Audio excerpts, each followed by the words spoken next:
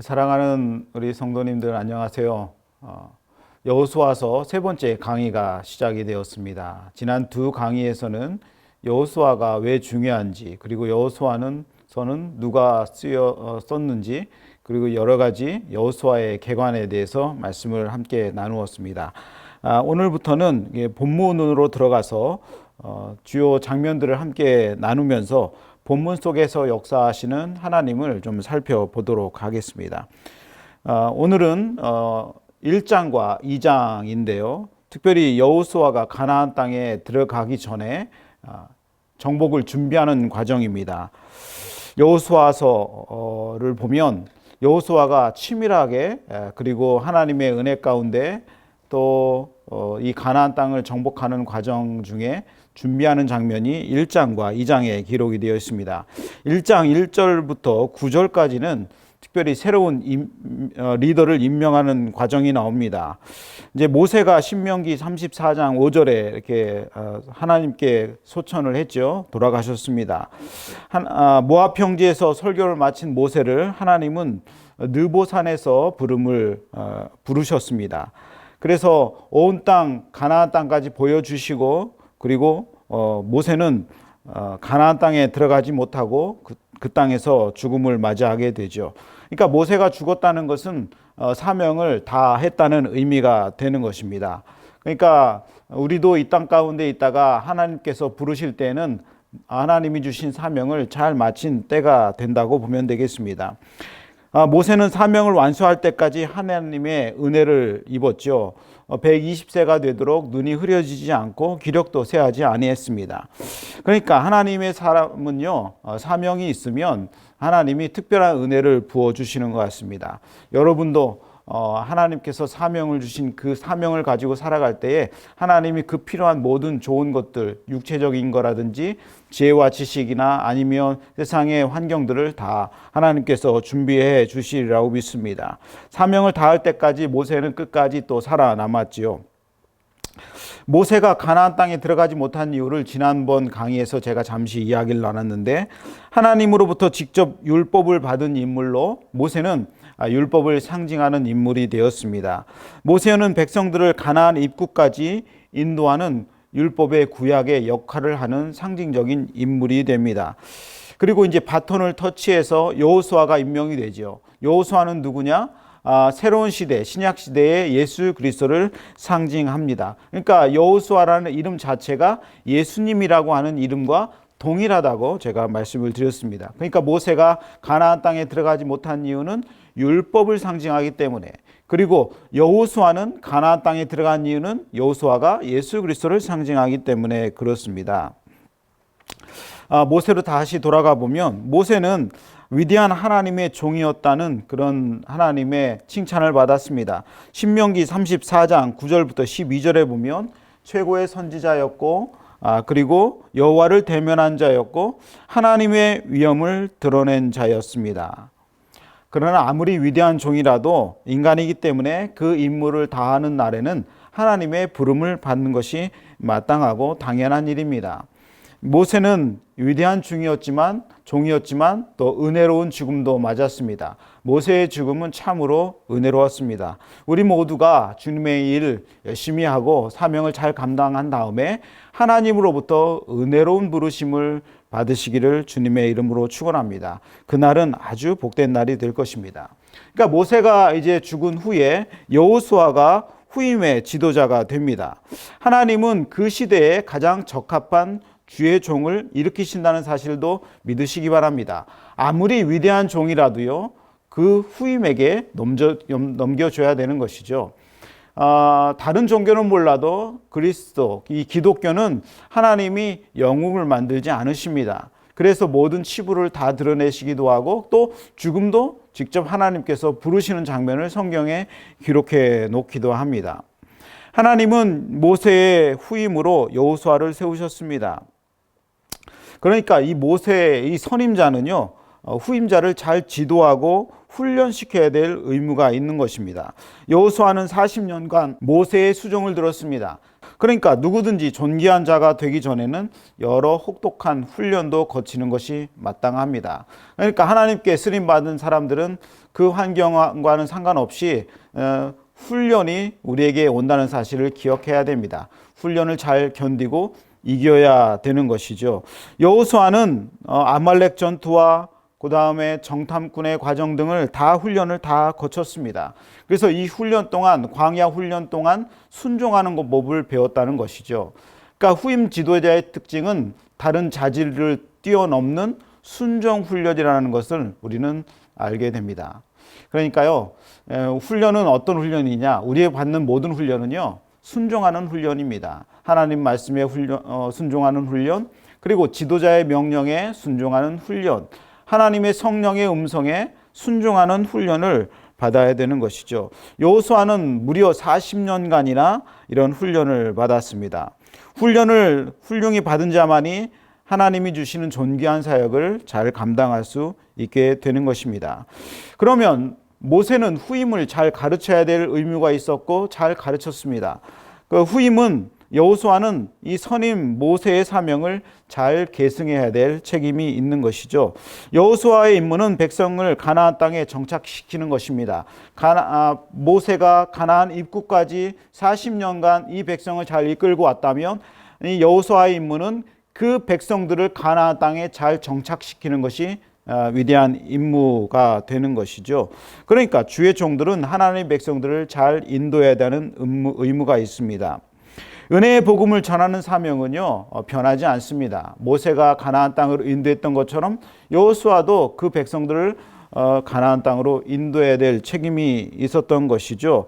은혜의 복음, 우리도 마찬가지입니다. 선임들이 받았던 그 은혜의 복음, 하나님 말씀의 복음, 개혁주의의 복음을 우리도 후임이 받아서 잘 후대에 전승해 줘야 될 책임이 있는 것이죠. 온갖 새로운 것을 만들거나 온갖 새로운 것으로 복음을 변질시키는 일은 그것은 후임자의 할 일이 아니라는 것입니다. 이 길에서 누구든지 주의 종, 위대한 종이라도 벗어나면 하나님의 진노가 임할 것이 분명합니다. 결국 여호수아는 모세처럼 이 일을 다 마친 후에 여호와의 위대한 종이다라는 칭함을 다 듣게 되었다는 사실도 기억하시기 바랍니다. 저나 여러분이나 이 사명을 마치고 난 후에 하나님으로부터 칭찬을 드려야 됩니다. 여호와의 나의 위대한 종이었구나. 이런 칭찬을 우리가 드려야 될 줄로 믿습니다. 이 여호수아를 임명할 때 하나님은 여호수아를 격려하셨습니다. 그것은 1장 5절에 보면 하나님이 함께 하실 것이라는 격려였습니다. 그러니까 어떤 일을 특별히 위임받았을 때에 여러분들도 어떤 일을 특별히 위임받지 않습니까? 목자로서, 아니면은 목양 장로님으로서, 아니면은 가정의 가장으로서, 가정의 어머니로서, 또 아니면 어떤 그룹의 모임의 리더로서 계속해서 인생을 살아갈 때 이렇게 쓰임을 받습니다. 그때 하나님의 음성을 들어야 되죠. 하나님이 너와 함께 하실 것이다 라는 음성을 듣는 것이 우리에게 가장 큰 격려가 되는 것입니다. 모세와 함께 하셨던 하나님이 여호수아에게도 함께 하신다. 이 말씀이 놀라운 우리에게 은혜가 되는 것이죠. 모세에게는 함께 하셨지만 너와는 함께 하지 않으실 것이다 라고 하나님 말씀하셨다면 얼마나 절망스럽겠습니까? 그러나 임명된 여호수아를 향한 하나님의 격려는 내가 끝까지 함께 하겠다라고 하는 것입니다. 그래서 하나님은 31개의 모든 성읍을 다 이길 때까지 끝까지 여호수아와 함께 하셨습니다. 여호수아를 향한 두 번째 격려는 스스로 부족하게 여기는 여호수아에게 하나님은 능력을 주실 것을 약속을 하셨습니다. 그랬을 거예요. 모세를 보면 참 위대하죠. 우리도 위대한 누군가를 보면 스스로 위축되지 않습니까? 저도 어떤 큰 위대한 목사님들, 저도 많은 분들을 함께 생활을 했지만 그분들을 보면 그 앞에서 한없이 작아지는 저 모습을 보게 됩니다. 저분들처럼 할 수 있을까? 저분의 반이라도 할 수 있을까? 그렇게 생각하잖아요. 그럴 때 하나님이 격려를 해주시죠. 뭐냐면 모세도 원래는 부족했었단다. 그러나 내가 그 모세를 들어서서 위대하게 만든 것처럼 네가 스스로 볼 때 네가 두려워하고 능력도 없는 것처럼 보이지만 동일하게 너에게 능력을 부어주겠다. 그렇게 말씀을 하시죠. 여호수아 1장 6절에 보면 강하고 담대하라. 너는 내가 그들의 조상에게 맹세하여 그들에게 주리라 한 땅을 이 백성에게 차지하게 하리라. 하나님이 확실히 능력을 주신다는 것이죠. 강하게 담대하라 이런 말씀은 여호수아가 지금 두려워 떨고 있기 때문에 그렇게 하나님이 말씀을 하시는 것입니다. 새롭게 일어나는 주의 종들, 새롭게 임명을 맡은 사람들, 새롭게 어떤 회사에서 중역을 맡은 사람들, 새롭게 회사에 또 입사한 사람들에게 하나님이 말씀하시죠. 부족함을 느끼지 말고 하나님이 내가 부어주시는 능력, 내가 너에게 능력을 부어줄 테니 걱정하지 말아라. 하나님을 의지하시는 여러분이 되시기를 바랍니다. 그런데 하나님이 함께 하시고 능력을 부으실 것인데 여기에 여호수아가 해야 될 중요한 한 가지를 하나님이 말씀을 하십니다. 그것은 뭐냐면 여호수아가 하나님의 율법을 묵상해야 된다는 것입니다. 지금 여호수아는 어떤 상태입니까? 어떤 상태예요? 지금 어디 좋은 해변에서 휴가 보내나요? 야자수 밑에서 해먹 위에서 이렇게 행복한 시간을 보내고 있나요? 아니죠. 전쟁 중입니다. 전쟁 중임에도 불구하고 하나님은 너에게 여호와의 율법을 주야로 묵상하라 이렇게 말씀을 하십니다. 1장 8절에. 그 이유는 뭐냐면 포탄이 떨어지는 중에도 전쟁이 있는 중에도 사람이 다쳐서 죽어가는 중에도 제일 중요한 것은 하나님의 뜻을 생각하고 묻고 그 길로 가라는 것입니다. 전쟁의 승리의 비밀은 어디에 있었습니까? 여호수아의 그 전쟁 중에 하나님을 묵상하는 것. 모세오경, 여호수아서가 6번째 성경이니까 모세오경을 주야로 묵상하는 것이 여호수아가 해야 될 가장 중요한 일이었습니다. 전쟁이 심해질수록 묵상하는 시간을 늘리고 그리고 고통이 심할수록 기도하는 시간을 늘리고 바쁠수록 더 많이 기도하는 것이 그리스도인의 승리의 방법입니다. 이것이 이 세 가지가 여호수아를 향한 하나님의 격려입니다. 1장 10절에서부터 2장 24절까지는 여호수아를 임명하고 난 뒤에 하나님이 여호수아를 통해서 200만 명의 이스라엘 백성들이 무엇을 준비해야 되는지, 전쟁을 하기 위해서는 무엇을 준비해야 되는지를 알려주는 장면이 2장 24절까지 나옵니다. 특별히 한 가지 문제가 있었는데 그것은 뭐냐면 요단 동편, 그러니까 가나안 땅에 들어가기 전에 지금은 요르단 땅이 되었죠. 그 동편에 이미 르우벤과 갓과 므낫세의 반 지파가 땅을 차지하고 정착해 있었다는 것입니다. 그러니까 12지파가 한꺼번에 들어가서 가나안 땅을 차지해야 되는데 그 지파, 세 지파, 그러니까 두 지파가 반이 이미 땅을 차지하고 있었다는 거죠. 우리로 보면 약간 김이 빠지고 맥이 빠지는 장면입니다.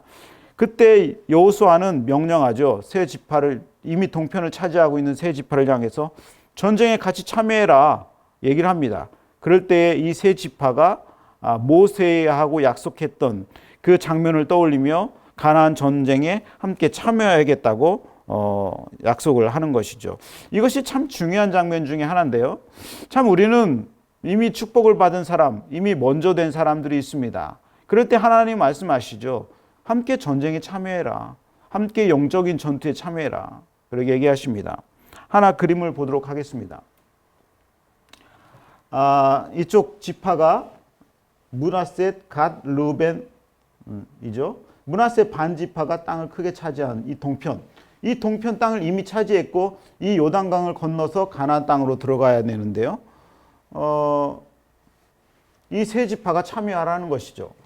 이 세 지파가 갖고 있는 땅은 너무나도 비옥한 땅이었습니다. 이 지도를 잠깐 보면 이쪽이 골란고원이라고 하는 이쪽 지역의 가장 비옥한 땅입니다. 그러니까 가장 비옥한 땅에 이미 세 지파가 참여하고 있었고 이쪽은 가나안 거민이 너무 많은 아주 두려움이 많은 전쟁을 하려면 두려움에 휩싸인 그런 곳을 쳐들어가야 되는데 이 사람들의 입장에서는 가지 않고 싶었지만 하나님의 말씀에 따라서 이 요단강을 건너 가나안에 들어가게 되는 것이죠.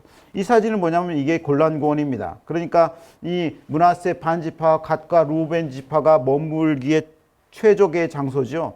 이것을 뒤로 하고 전쟁에 들어가는 것입니다. 다음 장면 보면 요단강을 건널 때의 중요한 장면인데요. 요단강이죠. 요단강을 건널 때 첫 번째는 언약궤가 들어갑니다. 언약궤가 먼저 들어가고 그 다음에 1km, 900에서 1km 정도 뒤에 아주 먼 거리죠. 갓과 르우벤, 므낫세 반지파가 들어갑니다. 이 반이라는 건 2분의 1이라는 겁니다. 므낫세의 반, 그러니까 절반의 지파라는 것이죠. 이 사람들이 제일 앞장을 서는 것이죠. 그러니까 축복받고 이미 땅을 차지한 지파들이 먼저 요단강을 건너가는 것을 볼 수 있습니다. 그리고 그 뒤에 나머지 지파들이 따라갑니다. 그러니까 먼저 되고 축복받고 먼저 은혜 받은 사람, 능력을 많이 받은 사람, 하나님이 먼저 쓰시는 사람들이 이 본을 보이는 것은 참으로 중요합니다. 세 지파는 가장 앞장서서 가나안 전쟁을 이끌었습니다. 이것이 가장 중요한 공동체의 모습입니다. 전쟁에 승리한 원인 중에 저는 이 부분이 참 많은 부분을 차지하고 있다고 생각합니다. 이미 축복받고 가지 않아도 될 수 있는 이 지파들이 앞장서서 가는 것이죠. 여러분, 먼저 축복받고 먼저 은혜 받은 사람들, 먼저 하나님의 택함을 받은 사람들이 앞장서서 본을 보이는 일은 전쟁에서 너무나도 중요한 일입니다. 그 다음 장면이 여호수아서 2장 1절부터 24절까지 정탐꾼을 돕는 라합에 관한 내용이 나옵니다. 하나님이 또 준비하신, 그러니까 정복 전쟁을 앞서서 준비한 것이 여호수아도 준비하시지만 하나님이 준비하신 사람들이 있다라고 하는 것이죠. 여호수아는 전쟁에 앞서서 정탐꾼을 가나안에 보냈습니다. 몇 명을 보냈습니까? 몇 명을? 38년 전에 가데스 바네아에 있을 때는 12명을 모세가 보냈죠. 12명. 그 중에 10명은 부정적인 믿음이 없는 사람이었고 2명 여호수아 갈렙만이 하나님의 믿음을 가진 사람이었죠. 이 두 사람이 크게 쓰임을 받았지 않습니까? 여기에서 다시 이 여리고 요단강을 들어가기 전에 정탐꾼을 다시 보내는데 여호수아는 몇 명을 보냅니까? 딱 2명만 보내죠. 딱 2명만 보냅니다. 그러니까 2명이면 충분하다 이런 생각이 듭니다. 그러니까 믿음이 없는 부정적인 사람들, 열이든 백이든 그 사람들이 중요한 것이 아니라 하나님의 믿음을 가지고 나가는 두 사람이 중요한 것이죠. 신실한 두 사람이요, 부정적인 10사람보다 낫습니다. 2명이라도 충분히 하나님의 일을 할 수가 있는 것이죠. 제자들도, 예수님도 제자들을 2명씩 보냈습니다. 2명씩 보냈죠. 그러니까 소수가, 믿음 있는 소수가 되길 바랍니다. 믿음 없는 다수는요, 아무 힘이 없습니다. 오히려 하나님께 반역하는 사람이 될 뿐이죠. 그러나 믿음이 있는 담대한 2명은 충분히 할 수가 있는 것입니다. 여호수아는 정탐꾼을 보내며 매우 철저히 준비했다는 장면도 우리가 기억을 해야 됩니다. 하나님의 말씀이 확신이 있다고 해서 우리가 게을러서는 안 되는 것이죠. 하나님이 일을 한다고 해서 우리는 누워서 그저 하나님이 주시는 떡만 받아 먹기를 기다리고 있는 것은 하나님을 모욕하는 태도입니다. 게으르고 대책이 없이 행동하는 것은 하나님의 섭리를 오해하고 모욕하는 일인 것이죠. 여호수아는 그 자리에 앉아 있지 않았습니다. 내가 그 땅을 주리라고 하신 하나님의 말씀을 듣고 여호수아는 철저하게 정탐꾼을 보내서 그 땅을 탐지하게 되는 것입니다. 이런 말이 있습니다. 예수님을 믿을 때는 나는 완전히 죽은 사람처럼 주님께 의지하여서 주님의 은혜로 구원을 받고 예수 믿고 난 후에는 마치 하나님이 없는 것처럼 최선을 다할 때에 하나님이 그 길을 인도하신다. 그렇게 하는 말이 있습니다.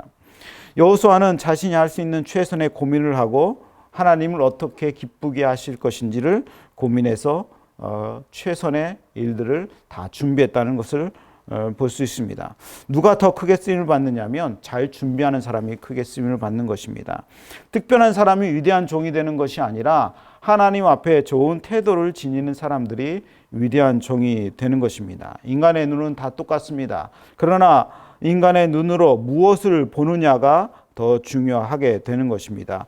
동일한 상황에서 어떤 것을 보느냐, 동일한 상황에서 누가 하나님의 일에 더 철저하게 열심을 내는가 하는 것이 더 크게 쓰임받는 비결이라고 볼 수 있습니다.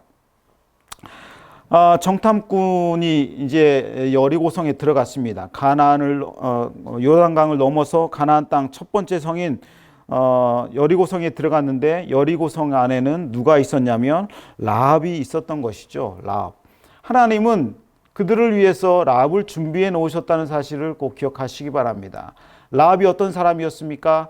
그 앞에는 수치스러운 수식어가 있죠. 뭐예요? 기생라합. 기생라합. 요즘에 이런 얘기를 들으면 어느 여인들이 행복해하고 어느 여인들이 즐거워하겠습니까? 다 수치스럽게 여기죠. 기생라합은 매우 치욕적인 수식어였지만 하나님이 보실 때는 그것은 아무것도 문제가 되지 않았다는 것입니다. 성경은 모든 것을 적나라하게 보여주면서 그 사람이 그 상황에서도 구원받고 은혜 받기를 원한다는 사실을 우리는 이 성경에서도 볼 수 있습니다. 다윗의 할머니가 되었죠. 라합은. 기생 라합임에도 불구하고 위대한 조상이 된 비결이 이 여호수아의 장면에 나오는 것입니다. 기생 라합은 큰 죄인이었지만 하나님의 사람들을 받아들임으로, 즉 다시 말해 하나님을 받아들임으로 그의 삶이 완전히 변했다는 사실을 기억하시기 바랍니다. 아무리 비천하고 아무리 어려운 중에도 아무리 고통 중에도 하나님이 한번 임재하시면 그 인생은 완전히 변화되어서 그 수치스러운 이름이 영광스러운 이름으로 된다는 사실을 꼭 기억하시기 바랍니다. 다시 말하면 이 기생 라합을 하나님은 준비해 놓으셨다라는 것이죠. 정탐꾼 2명이 그 철두철미한 여리고성, 성이 2겹이나 쌓여 있고 이 폭이 6m에서 8m나 되는 두꺼운 성곽을 넘어서 들어간 곳이 하필 기생 라합 집이었습니다. 가장 비천하고 가장 그 시대에 인정받지 못하는 여인의 집에 간 이유는 무엇일까요? 그것이 바로 하나님의 섭리라는 것입니다. 그 비천한 여인을 들어 쓰셔서 가장 위대한 정탐꾼들을 살리시는 것이죠. 첫 번째 의도는 기생 라합의 집안을 구원하려는 하나님의 의도가 이미 준비되어 있는 의도고요. 두 번째는 그 기생 라합을 통해서 정탐꾼들이 목숨을 부지하게 되고요. 더 큰 일은 기생 라합을 통해서 여리고성 전체를 무너뜨리는 하나님의 위대한 역사의 선봉장이 되었다라고 하는 것입니다. 놀라운 일이죠. 정탐꾼이 왜 거기에 들어가야만 했을까요? 그것은 하나님의 계획이었습니다. 정탐꾼은 그곳에 들어가서 기생 라합의 집에 들어가야 했었습니다. 정탐꾼은 몰랐을 것입니다. 그러나 하나님은 다 아셨습니다. 여러분, 이 영광스러운 일에 쓰임받기를 주님의 이름으로 축원합니다. 하나님의 일에 쓰임받기를 바랍니다. 이제 세 번째 강의를 이제 마쳐야 될 때가 됐는데요. 하나님은 여호수아에게 철저하게 준비시키셨습니다. 모세를 통해 철저하게 훈련을 받았고 그리고 자신이 모세에게 모든 것을 전수를 받았습니다. 그럼에도 불구하고 두려워 떨던 여호수아에게 하나님 임재하셔서 모세에게 임했던 하나님의 임재가 너에게도 있을 것이다 라고 하나님 말씀을 하셨습니다. 그리고 이 여호수아는 담대하게 이 일을 행하죠. 하나님 편에서도 준비하셨습니다. 그것은 무슨 준비입니까? 철저하게 기생 라합을 준비하셔서 정탐꾼들을 돕는 장면을 우리가 볼 수 있습니다. 라합에서 우리가 또 하나 알 수 있는 장면은 우리가 지은 죄들이 수치스럽더라도 돌이켜야 된다는 것입니다. 이 기생 라합은 신약 성경에 와서도 기생 라합이라고 기록되어 있습니다. 사도 바울도 그렇게 부르고 있고 야고보도 그렇게 부르고 있습니다. 우리의 삶이 일생 동안 수치스러운 이름이 지워지지 않을 수도 있습니다. 그러니까 현재의 삶을 우리는 믿음 가운데 충실히 살아야 되는 것이죠. 그것을 감내하고 인생을 사는 것입니다. 우리 가운데 과거의 수치스러운 일들 때문에 고통을 당하는 분들이 있습니까? 그것은 어떻게 보면 안고 가서 살아야 될 일일 수도 있습니다. 그러나 그것을 뛰어넘는 은혜가 여러분에게 임하실 것입니다. 라합의 은혜도 임하고 또 여호수아에게 임하였던 하나님의 놀라운 은혜가 여러분과 저에게 임하여서 하나님의 큰 쓰임받는 주의 종들이 되기를 주님의 이름으로 축원합니다. 여호수아의 정복 전쟁의 준비가 이제 다 되어 가고 있습니다. 다음 장 4강에서는 요단강 도하입니다. 드디어 요단강을 넘어서 가나안 땅에 들어가는 장면인데요. 아주 중요한 장면인데 여기에 나오는 하나님의 특별한 은혜가 무엇인지를 다음 시간에 살펴보도록 하겠습니다. 감사합니다.